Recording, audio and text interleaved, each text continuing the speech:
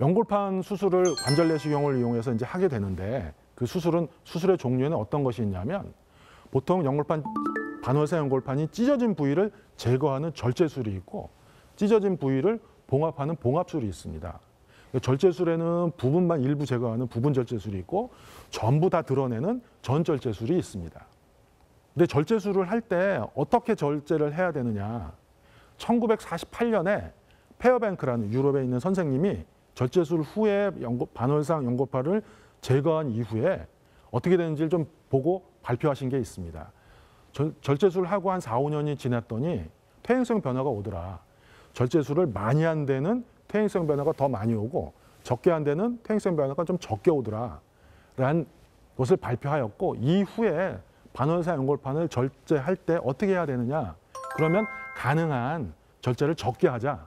가능한 많이 남기자는 것이 원칙이 되었고 불안정하게 흔들거리는 것만 제거합니다. 그렇게 하고 급격하게 꺾이는 부위는 그 부분이 그 기점이 돼서 더 찢어질 수가 있기 때문에 좀 부드럽게 만들어주는 것이 중요하고 그리고 그 절단면, 잘라낸 면이 너무 막 깨끗하게 하려고 하다 보면 오히려 더 외상을 주기 때문에 그렇게 하지 않는 것이 좋겠다고 하고 연골판이 단단한지 괜찮은지를 확인을 계속 하는 것이 중요합니다. 반월사 연골판이 생각보다는 단단한데 연골판이 변성이 된 건 물컹물컹하거든요. 그래서 제거하다가 단단한 데가 나타나면 딱 멈추고 거기까지만 해라. 이런 원칙들이 세워지게 되었습니다. 그래서 반월사 연골판을 절제를 하고 이후에 어떻게 되는가를 한번 보고한 논문들이 여러 가지가 있는데 보통 일반적으로 어떻게 보고를 하냐면 부분 절제술을 하고 4, 5년이 지났더니 40%에서 관절염이 관찰된다라는 보고들이 많이 있습니다. 그런데 중요한 것이 뭐냐면 나이도 중요하지만 오히려 그것보다 더 중요한 건 연골 상태다. 연골이 안 좋을수록 절제술 후에 결과가 훨씬 더 안 좋았다라고 보고하고 있습니다. 그래서 수술 전 방사선 사진이 정상이면 10년 뒤에도 90%에서 좋은 결과를 보였다고 합니다.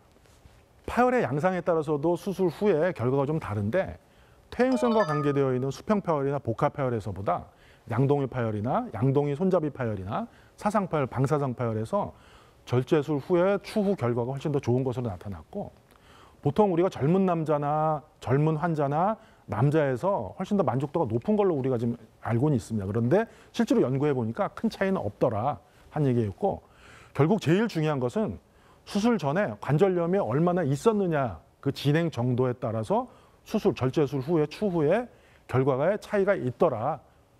관절 연골이 건강했던 경우에는 수술 후의 결과도 좋았다 이렇게 말씀드릴 수 있습니다. 연골판 파열이 다 절제만 하는 것이 아니고 봉합이 가능한 경우가 있는데 어떤 경우냐면 외상에서 찢어진 경우 그리고 종파열, 양동이 손잡이 파열인 경우에 봉합을 시도해 볼 수 있습니다. 그런데 중요한 것이 반월상 연골판 파열인 가장자리 쪽에만 혈액 공급이 된다고 했습니다. 혈액 공급이 안 되는 부위는 봉합을 해놔도 자연 치유, 힐링이 되지 않습니다. 아물질 않는다는 얘기죠. 그래서 가장자리 쪽이 찢어진 경우에 반월사 연골판에 가장자리 쪽이 찢어진 경우에는 봉합에 적응이 됩니다. 그리고 또 중요한 것이 파열된 부위에 변성이 되거나 퇴행성 변화가 있으면 봉합을 해놔도 아물지 않게 됩니다. 그래서 외상성으로 파열된 경우라 하더라도 시간이 좀 지나면 몇 달 이렇게 지난 경우에는 그 부위에 변성이 오기 때문에 봉합을 해도 잘 아물지 않게 되죠. 그래서 이런 경우에는 이렇게 파열된 경우에는 봉합 수술은 조금 서둘러서 하시는 것이 좋습니다. 파열된 반월상 연골판을 봉합한 경우에 성공률은 보통 80에서 85% 정도로 얘기하고 있습니다.